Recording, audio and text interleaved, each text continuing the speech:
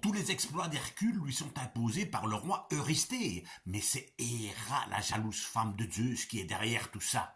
On l'a vu. Mais comme Hercule n'est jamais pris en défaut et qu'il réussit par sa force phénoménale toutes les épreuves qui lui sont imposées, Eurysthée exige alors d'Hercule un travail qui demandera plus d'habileté que de force. Il lui demande de rapporter vivante une biche consacrée à Artémis, la déesse de la chasse. C'était une biche très rapide, aux sabots d'airain. L'airain, c'est un genre de bronze de l'époque. Et aux cornes d'or. Tiens, une biche avec des cornes.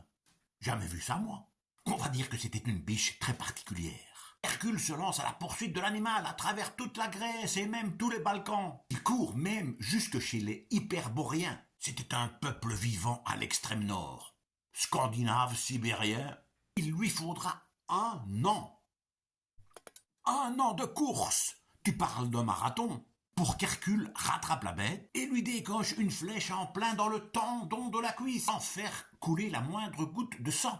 C'est un animal sacré, il ne veut pas se mettre la déesse Artémis sur le dos. Il met l'animal sur son dos et le rapporte au roi Eurysthée, qui lui, par maladresse en essayant de le mettre en cage, il n'est pas Hercule, et se fuir l'animal qui galope toujours. Comme ça, Brigitte Bardot et la SPA sont contents.